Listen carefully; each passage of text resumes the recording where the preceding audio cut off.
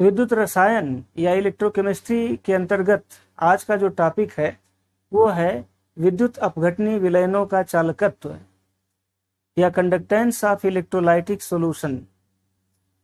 Conductance of electrolytic solutions को समझने के लिए आपको कुछ बेसिक टर्म्स को जानने की जरूरत है, जैसे चालकत्व या कंडक्टेंस क्या होता है, या इलेक्ट्रिकल रेजिस्टेंस विद्युत प्रतिरोध क्या होता है, ओम का नियम क्या है।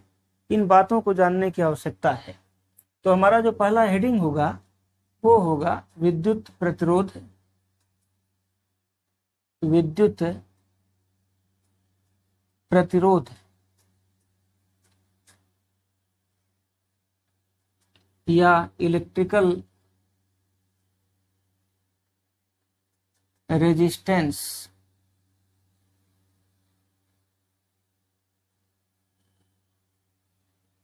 आपको पिछली कक्षाओं में ओम के नियम के बारे में जानकारी दी गई है।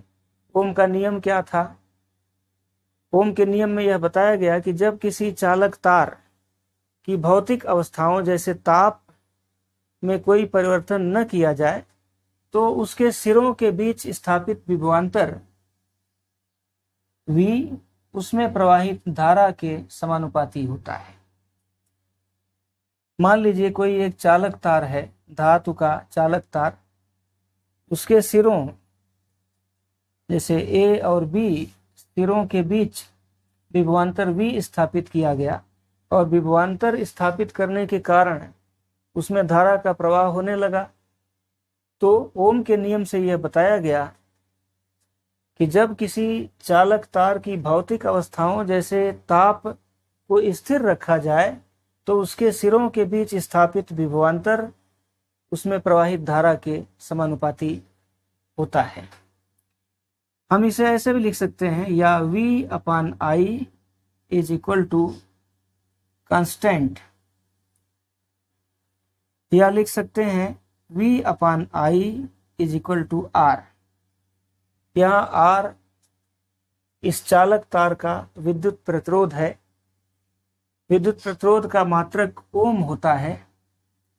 ओम, इसे संकेत ओम से दिखाते हैं। इंग्लिश में इसको लिखते हैं OHM।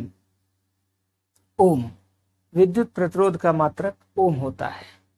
अब प्रश्न ये है कि विद्युत प्रतिरोध क्या है?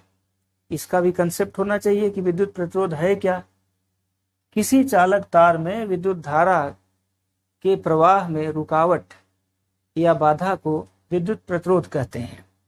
किसी चालक तार में जो धारा प्रवाहित होती है उसके मार्ग में जो बाधा आती है उस बाधा को ही हम विद्युत प्रतिरोध कहते हैं। और प्रैक्टिकली यह पाया गया कि किसी भी चालक तार का विद्युत प्रतिरोध R उस चालक तार की लंबाई के समानुपाती और उसके क्रॉस सेक्शन एरिया अनुप्रस्थ परिच्छेद के क्षेत्रफल के व्युत्क्रमानुपाती होता है। तो हम लिख सकते हैं R is proportional to L/A। या यदि प्रोपोर्शनलिटी कांस्टेंट लगाएं तो हम लिख सकते हैं R is equal to rho into L/A। ये रो RHO ये ग्रीक भाषा का शब्द है, अक्षर है रो। यहाँ रो क्या है? रो एक समानुपाती स्थिरांक है, प्रोपोर्शनलिटी कांस्टेंट है, जिसे चालक तार की प्रतिरोधकता कहते हैं, रेजिस्टिविटी कहते हैं। रो ऐसे लिखेंगे, रो ये प्रतिरोधकता है, प्रतिरोधकता या रेजिस्टिविटी।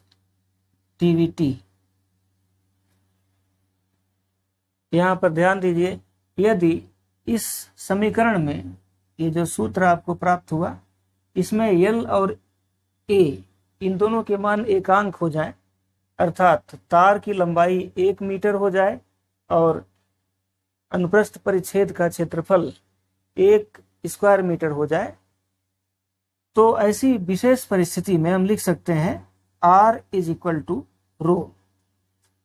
एकांक लंबाई के तार और एकांक अनुप्रस्थ परिच्छेद के क्षेत्रफल के तार का जो प्रतिरोध होगा उसे ही हम प्रतिरोधकता कहेंगे।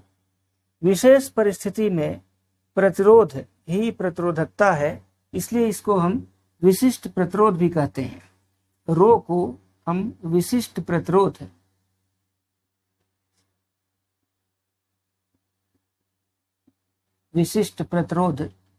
या स्पेसिफिक रेजिस्टेंस भी कहते हैं। यहां पर लिख के समझाना पड़ेगा, स्पेसिफिक रेजिस्टेंस, RESISTANCE। तो प्रतिरोधकता या विशिष्ट प्रतिरोध एक ही बात है, इसे रो से प्रसिद्ध करते हैं। रो का मात्रक क्या है? विशिष्ट प्रतिरोध का मात्रक। क्योंकि R का मात्रक ओम होता है तो आप लिख सकते हैं, यदि रो का मात्रक आपको निकालना है तो ऐसे लिखेंगे, rho is equal to R into A/L।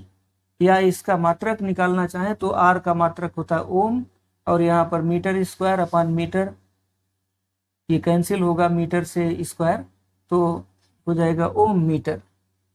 Om metre ये विशिष्ट प्रतिरोध का मात्रक होता है। क्योंकि तार की लंबाई हमेशा मीटर में तो होगी नहीं, प्रैक्टिकल करने में संभव है वो सेंटीमीटर में ही प्रयोग किया जाए, इसलिए इसका मात्रक ओम सेंटीमीटर भी होता है। ओम मीटर और ओम सेंटीमीटर में क्या संबंध है? 1 ohm metre is equal to 100 ohm centimetre. क्योंकि 1 मीटर में 100 सेंटीमीटर होते हैं, तो ये यहाँ पर इंटर कन्वर्जन होगा। 1 ओम मीटर को ओम सेंटीमीटर में बदलेंगे तो 100 ओम सेंटीमीटर के बराबर होगा। अब हमारा जो अगला टॉपिक है वो है चालकत्व। अगला टॉपिक है चालकत्व।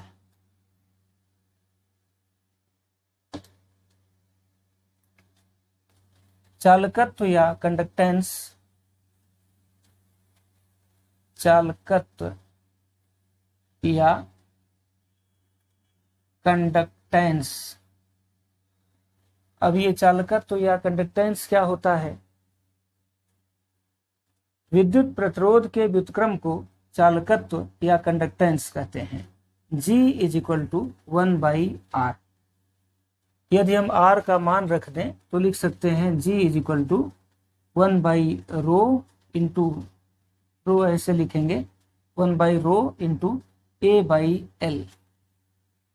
हम सीधे अगर समीकरण लिखें तो लिख सकते हैं कि G इज इक्वल टू 1/रो इंटू A/L। ये कंडक्टेंस के लिए हमें सूत्र प्राप्त होता है। कंडक्टेंस G का मात्रक क्या होता है? G का मात्रक वही होगा जो 1/ रेजिस्टेंस का होगा। क्योंकि रेजिस्टेंस का मात्रक ओम होता है, इसलिए G का जो मात्रक होगा वो ओम इनवर्स, OHM इनवर्स होगा। या इसी के लिए एक और शब्द दिया गया, महो, MHO। ओम इनवर्स को महो भी कहते हैं। इसके लिए एक और नया शब्द दिया गया, सीमेंस, SIEMENS। सीमेंस ये चालकत्व का मात्रक होता है। अब हम इस सूत्र पर विचार करेंगे, 1/रो। इसको हम लिख सकते हैं G इज इक्वल टू 1/रो को G is equal to K for kappa, ये ग्रीक भाषा का अक्षर है कप्पा, इंटू A/L। यहाँ पर K क्या है? K जो है यह, या कप्पा जो है वह 1/रो के बराबर है। अर्थात यहाँ रो क्या था? प्रतिरोधकता, विशिष्ट प्रतिरोध की बात जो की गई थी, प्रतिरोधकता। तो विशिष्ट प्रतिरोध के व्युत्क्रम को कप्पा कहते हैं। इसको हम कहते हैं विशिष्ट चालकत्व, या यहाँ पर एक दूसरा शब्द है चालकता। के पदार्थ की चालकता है और एकांक लंबाई के तार और एकांक क्षेत्रफल, अनुप्रस्थ परिच्छेद का क्षेत्रफल, यदि ये दोनों वैल्यू एकांक हो जाएं तो 1/ρ या के का मान चालकत्व के बराबर होगा। विशेष परिस्थिति में एकांक लंबाई और एकांक अनुप्रस्थ परिच्छेद के क्षेत्रफल की परिस्थिति में ये जो चालकता है वह चालकत्व के बराबर होगा। इसलिए के को हम विशिष्ट चालकता भी कहते हैं।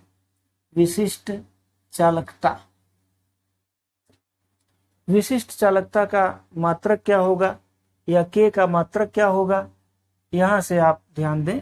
के का मात्रक, चूंकि जी का मात्रक होता है सीमेंस इंटू मीटर अपान मीटर स्क्वायर, तो इसको लिखेंगे सीमेंस मीटर इनवर्स। के का मात्रक, के का यहाँ पर ये के है, के का मात्रक निकालना होगा तो सीमेंस मीटर इनवर्स, इसको लिख सकते हैं सीमेंस मीटर इनवर्स। या प्रैक्टिकली मैंने पहले ही बताया कि तार की लंबाई सेंटीमीटर में भी हो सकती है, इसलिए लिख सकते हैं कि सीमेंस सेंटीमीटर इनवर्स। अब ये सीमेंस मीटर इनवर्स और सीमेंस सेंटीमीटर इनवर्स में क्या संबंध है, तो siemens metre inverse is equal to siemens centimetre inverse.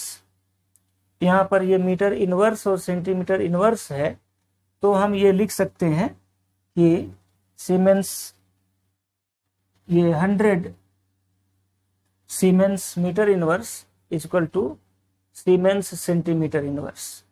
ये सीमेंस मीटर इनवर्स और सीमेंस सेंटीमीटर इनवर्स के मध्य संबंध है। चालक तार की लंबाई सदैव मीटर में ही नहीं होगी। जो आपसे न्यूमेरिकल दिए जाते हैं उसमें प्रायः सेंटीमीटर में लंबाई होती है और सेंटीमीटर को मीटर में कन्वर्ट करना हो सकता है। तो इस तरह का फार्मूला आपको याद रखने की आवश्यकता है। चालकता के आधार पर पदार्थ 3 प्रकार के होते हैं। चालकता के आधार पर पदार्थों का वर्गीकरण। चालकता के आधार पर पदार्थ 3 प्रकार के होते हैं। पहला होता है चालक, दूसरा होता है अचालक या विद्युत रोधी या विद्युत रोधी, और तीसरा होता है अर्ध चालक। इसकी चर्चा आपको पहले चैप्टर में की गई है। चालक या कंडक्टर किसे कहते हैं? कंडक्टर, इनकी चालकता सर्वाधिक होती है, सबसे अधिक होती है। धातुएं, मिश्र धातुएं इसी प्रकार के पदार्थ के अंतर्गत आती हैं। धातुएं या मिश्र धातुएं ये चालक के अंतर्गत आती हैं। धातु और मिश्र धातु के अतिरिक्त कार्बन ब्लैक या ग्रेफाइट भी चालक के अंतर्गत आती हैं। अनेक प्रकार के ऑर्गेनिक पॉलीमर हैं, जैसे पॉलीएसिटिलीन है या पॉलीएनिलीन है, पॉलीथायोफीन है, पॉलीफ्यूरान है, ये सभी भी चालक के अंतर्गत रखे जाते हैं।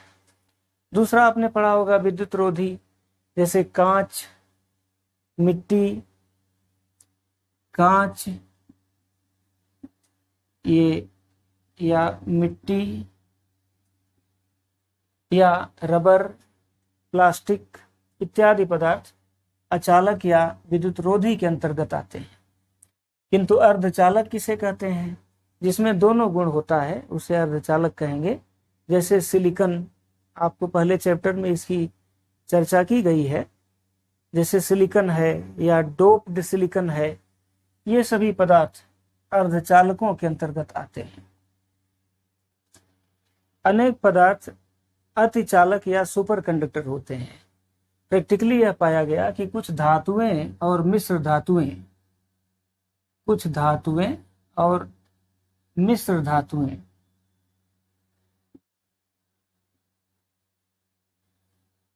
ये बहुत कम तापमान पर, लगभग 0 से लेकर के और 15 केल्विन के टेम्परेचर पर ये सुपर कंडक्टर की भांति व्यवहार करती है।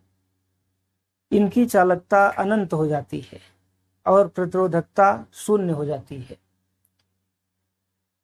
वैज्ञानिकों ने कुछ सिंथेटिक पदार्थ जैसे सिरेमिक्स का निर्माण किया है या धातुओं के ऑक्साइड का निर्माण किया है। कुछ सिरेमिक पदार्थ और धातुओं के ऑक्साइड, इनका निर्माण किया है, जो कि इतने कम तापमान पर नहीं बल्कि लगभग 150 केल्विन तापमान पर भी सुपरकंडक्टर की भांति व्यवहार करते हैं। अब हम धातुओं की चालकता किस प्रकार होती है इस पर अध्ययन करेंगे। धातुओं की चालकता, धातुओं की चालकता किस प्रकार से होती है, कैसे होती है, इस पर थोड़ा समझने का प्रयास कीजिए। पहली बात यह है कि धातुओं की चालकता उनमें उपस्थित इलेक्ट्रॉनों के कारण होती है या धातुओं की संरचना के कारण होती है या उनके संयोजी कोष में इलेक्ट्रॉनों की संख्या पर निर्भर करती है। तो यहाँ पर पहला, धातुओं की चालकता जो है वह उनमें उपस्थित इलेक्ट्रॉनों के कारण होती है, इलेक्ट्रॉन। दूसरी बात यह है कि धातुओं में विद्युत धारा प्रवाहित करने पर उसमें कोई रासायनिक परिवर्तन नहीं होता। जैसे ऐसा तो नहीं होता कि यदि किसी तार में हम विद्युत धारा प्रवाहित कर दें तो वह तार किसी अन्य पदार्थ में बदल जाएगा, ऐसा नहीं होता। तार में बार बार विद्युत धारा प्रवाहित की जा सकती है, अर्थात उनके चालकता के कारण उसमें कोई रासायनिक परिवर्तन नहीं होता, रासायनिक परिवर्तन नहीं होता। तीसरी जो महत्वपूर्ण बात यह है कि धातुओं में चालकता के समय जो प्रतिरोध होता है वह इलेक्ट्रॉनों के प्रवाह में बाधा के कारण होता है। जैसे कोई धातु है, धातु में आपने धात्विक मॉडल पढ़ा था, धात्विक बंध के बारे में पढ़ा था कि धातुओं के कोर भाग में, केंद्रीय भाग में जो परमाणु होते हैं उनमें से इलेक्ट्रॉन मुक्त होकर के बाहर गति करते हैं। तो जब हम विभवांतर स्थापित करते हैं तो इलेक्ट्रॉन चलने लगते हैं, और जो ये केंद्रीय धनावेशित भाग है इसे हम कहते हैं कर्नल। इसको नाम दिया गया कर्नल, KERNEL। तो ये इलेक्ट्रॉन जो प्रवाहित हो रहे थे वो कर्नल से टकराते हैं। कर्नल से इलेक्ट्रॉनों के टकराने के कारण इसमें धातुओं में प्रतिरोध उत्पन्न होता है। और चौथी बात यह है कि तापमान बढ़ाने पर ये इलेक्ट्रॉन इन कर्नल से बहुत तेजी से टकराते हैं, बाधा अधिक आने लगती है, इसलिए तापमान बढ़ाने पर प्रतिरोध बढ़ता है। ताप बढ़ाने पर प्रतिरोध बढ़ता है। इन चारों बातों को आप ध्यान से पुनः एक बार सुनिए। धातुओं की चालकता उनमें उपस्थित इलेक्ट्रॉनों के कारण होती है, और इलेक्ट्रॉनों की जो संख्या है वह संयोजी कोष में उपस्थित इलेक्ट्रॉनों की संख्या के बराबर होती है। यदि संयोजी कोष में अधिक इलेक्ट्रॉन है तो उनमें चालकता अधिक होगी। इसी प्रकार धातुओं में चालकता के कारण कोई रासायनिक परिवर्तन नहीं होता। धातुओं में जो प्रतिरोध होता है वह इलेक्ट्रॉनों के कर्नल से टकराने के कारण उत्पन्न होता है और ताप बढ़ाने पर ये टक्कर बढ़ जाती है जिससे प्रतिरोध बढ़ता है। अब हम किसी विद्युत अपघटनी विलयन के चालकता पर विचार करेंगे। अभी तक आपने केवल धातुओं की चालकता पर विचार किया। शुद्ध जल की चालकता बहुत ही कम होती है। शुद्ध जल में अगर उदासीन जल है तो उसमें H+ आयनों की सांद्रता ये 10⁻⁷ मोल पर लीटर, इसी प्रकार OH- आयनों की भी सांद्रता 10⁻⁷ मोल पर लीटर होती है। आयनों की सांद्रता बहुत कम होने के कारण इन पदार्थों की चालकता 3.5 × 10⁻⁵ सीमेंस पर मीटर होता है। 3.5 × 10⁻⁵ सीमेंस पर मीटर, सीमेंस मीटर इनवर्स होता है। चालकता बहुत कम होती है। शुद्ध जल की चालकता का ये मान है। यदि हम शुद्ध जल में किसी विद्युत अपघट्य की थोड़ी सी मात्रा डाल दें तो उसकी चालकता बढ़ जाती है। अब किसी विलयन की चालकता किन बातों पर निर्भर करती है, थोड़ा इस बात पर हम विचार करते हैं। यहाँ पर तुलना भी करते चलेंगे धातुओं में और विद्युत अपघट्यों की चालकता के बीच में। विद्युत अपघट्यों के विलयन की चालकता इलेक्ट्रॉनों के कारण नहीं होती, बल्कि उसमें उपस्थित आयनों के कारण होती है, आयनों की प्रकृति के कारण होती है, या विद्युत अपघट्य की प्रकृति के कारण होती है। विद्युत अपघट्य भी प्रबल विद्युत अपघट्य, दुर्बल विद्युत अपघट्य अलग अलग प्रकार का हो सकता है। तो उनकी चालकता आयनों, उसमें उपस्थित धनावेशित और ऋणावेशित आयनों की उपस्थिति के कारण होती है। दूसरी बात, किसी भी विद्युत अपघट्य के विलयन में विद्युत धारा प्रवाहित करने पर उसमें रासायनिक परिवर्तन हो जाता है। आपने पढ़ा था कि सोडियम क्लोराइड के जलीय विलयन में विद्युत धारा प्रवाहित करने पर कैथोड पर हाइड्रोजन गैस, एनोड पर क्लोरीन गैस और विलयन में सोडियम हाइड्रोक्साइड प्राप्त हो जाता है। तो यहाँ पर आपको ये जानना होगा कि विद्युत अपघट्य के विलयन में विद्युत धारा प्रवाहित करने पर उसमें रासायनिक परिवर्तन हो जाता है। तीसरा, प्रतिरोध। धातुओं के प्रतिरोध पर तो हमने पहले ही बताया, किंतु किसी विलयन, विद्युत अपघट्य के विलयन का जो प्रतिरोध होता है वह आयनों के प्रवाह में बाधा के कारण उत्पन्न होता है।